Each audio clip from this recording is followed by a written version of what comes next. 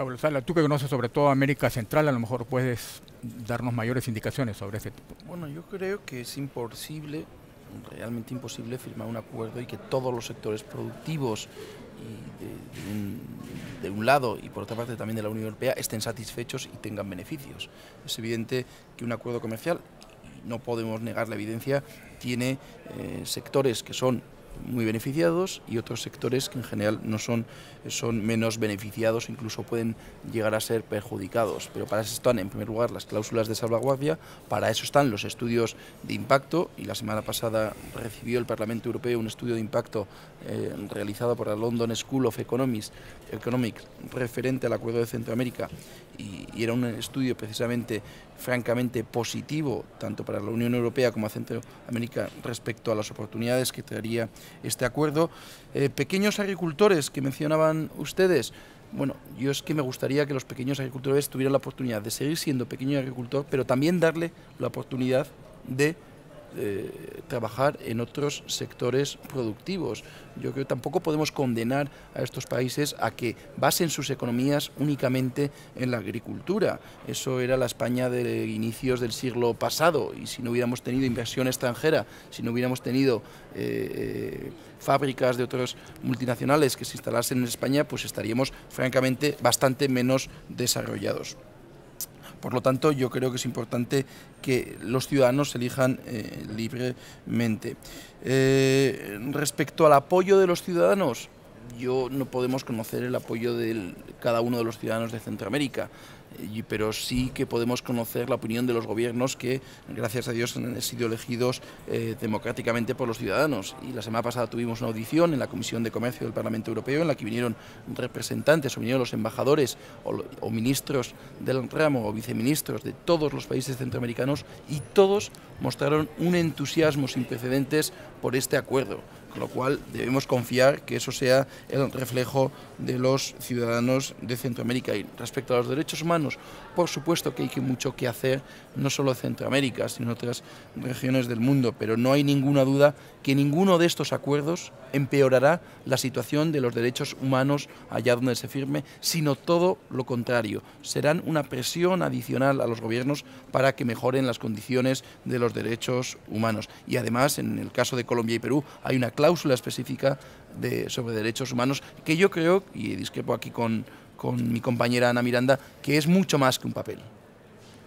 Bien, quizás, bueno, puedes responder, como estamos en un debate, podrías responder luego, pero una pregunta previa es saber si dentro de estos acuerdos también hay temas positivos. Por ejemplo, los empresarios han declarado que están, tanto de América Latina como de Europa, les interesa mucho, los gobiernos también, naturalmente, porque además de lo que significa esta posibilidad de comercializar en un mercado de 500 millones, también tienen la posibilidad de tener mayor confianza de los mercados para que haya mayor inversión en estos países.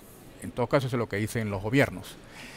Y luego, el otro tema importante es que va a permitir, a su vez, aparte de dar la confianza, abrir otras áreas de comercio. Le va a dar un nivel más internacional a estos tres países como Perú, Colombia y América Central. Esta es, digamos, la parte positiva de parte de los sectores que les interesa este tipo de acuerdo. Quería por eso preguntaros vuestra opinión, si Ana piensas que hay cosas positivas también, a pesar de todo lo que se ha dicho. Seguro que algunas cosas positivas hay, como en todo. No todo es blanco y negro, ni todos somos feos o guapos. Hay que ir a la parte normal de las cosas y a la mezcla, ¿no? Y a la diversidad. Precisamente este acuerdo no respeta la diversidad de las diferencias, ¿no? Y esa diversidad pues está precisamente en que pues posiblemente las grandes empresas estén muy contentas, pero ya le digo, recibimos correos sistemáticamente de empresas de estos países que no opinan lo mismo. Por otra parte, la cláusula de la liberalización de los servicios financieros pues puede permitir cosas tan paradigmáticas como que se vaya a hacer una inversión, que no se le dé tiempo a establecerse con un periodo pues, de 1 año o de 2 años y que se retire esa inversión por un capricho económico-financiero, ¿no? Es decir, provocando una especulación de capitales, con lo cual, ¿qué garantías jurídicas por la seguridad jurídica de las inversiones, ya que tanto ahora estamos hablando en el Parlamento de este tema, ¿no?, que está de moda en estos momentos? ¿Qué garantías tendríamos para que estos países pues no sean simplemente paraísos fiscales? Porque además no están promoviendo en el propio Acuerdo de América Central, por ejemplo, la referencia al control fiscal no aparece. El propio Parlamento, es interesante este estudio que ha realizado, ¿no?, como hay cláusulas, sobre todo de control fiscal, que no aparecen. Entonces, ¿cómo salvaguardar? ¿Cómo mejorar este acuerdo? ¿Qué se podría hacer? ¿Por qué acelerar tanto las negociaciones cuando podemos llegar a un buen acuerdo mucho más justo, ¿no?, y no solo beneficioso para una de las partes, sino para ambas, ¿no? Bien, Vicente, ¿qué piensas de esto? Mira, un país es más que una plantación de bananas o de café o de soja o de palma de aceite, ¿no? Si el intercambio económico se limita a favorecer ese tipo de transacciones, que finalmente son negocios, obviando la complejidad de la realidad socioeconómica del país y obviando la realidad de los sectores sociales del país y poniendo en igualdad de condiciones lo que no es igual, ese es un mal acuerdo comercial. Puede beneficiar a algunos, pero no necesariamente beneficia al país, al conjunto del país. Y ese es un debate largo en el tiempo. Se produce en el caso de Perú, Colombia, pero también se produce en el caso de los acuerdos con Bolivia, los acuerdos con Ecuador, los acuerdos con el Mercosur, con América Central, y que la propia América Latina ha sufrido mucho con ese tipo de acuerdos. Yo recuerdo los debates inmensos que hubo en América Latina en torno al Tratado de Libre Comercio con Estados Unidos y cómo América Latina rechazó las ofertas que venían de Estados Unidos en ese sentido y crearon otras estructuras económicas y comerciales. Entonces no es fácil el decir el libre cambio, los acuerdos de libre comercio son positivos en sí mismos. No, hay que verlos uno por uno, hay que ver la realidad de cada país, los sectores productivos y desde luego ir más allá del acuerdo estrictamente economicista. Bien, Pablo, por favor. Yo creo que este es un buen acuerdo y sobre todo porque cuenta con la unanimidad. Es el primer acuerdo de la historia del comercio que se firma entre dos regiones y dos regiones complejas.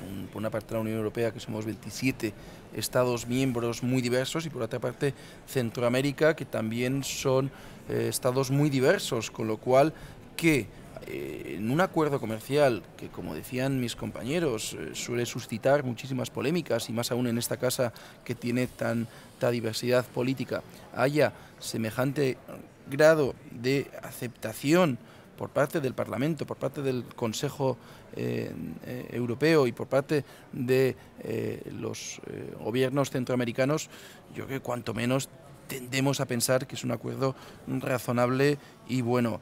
Respecto a la premura, yo creo que llevamos muchos años negociando este acuerdo. Yo creo que precisamente son acuerdos que son lentos de negociar. Llevamos, yo no sé decir la cifra exacta, pero desde luego más desde antes de llegar yo al Parlamento Europeo, y ya llevo desde el año 2009 que se están ya negociando estos acuerdos, con lo cual yo creo que es tiempo suficiente. Y respecto a la implantación de empresas europeas, hay estudios que demuestran que las condiciones laborables de los trabajadores que trabajan para empresas europeas, no solo en Centroamérica, sino en toda Latinoamérica, es mejor que las condiciones laborables de aquellos trabajadores latinoamericanos que trabajan para compañías latinoamericanas, con lo cual yo no creo que tengamos que temer a que empresas europeas vayan a invertir allá, vayan a crear empleo y vayan a generar riqueza, y más aún si esas condiciones de estos trabajadores está demostrado que van a ser mejor que en el caso de que trabajen para empresas latinoamericanas. Modelos, ¿no? Quiero decir, ellos también tienen el derecho a... Bueno, a mí no me gustaría defender, por supuesto, Ana, por supuesto, pero yo tampoco voy a condenar a Centroamérica que sea una población y una economía basada únicamente en la agricultura. Yo creo que tienen también la oportunidad de diversificar sus modelos de desarrollo, como has dicho, hacia el sector industrial, hacia el sector servicios, siempre y cuando se hagan cumpliendo unos mínimos estándares sociales que yo creo que razonablemente se cumplen en esta región del mundo. Pero hacia la liberalización total, que es un poco lo que están promoviendo. Liberalización de servicios financieros, sin control regulador. De servicios, eso también hay que tenerlo en cuenta. Se ha demostrado que es positiva, lo vemos en Europa. Vamos a pasar ahora a una pregunta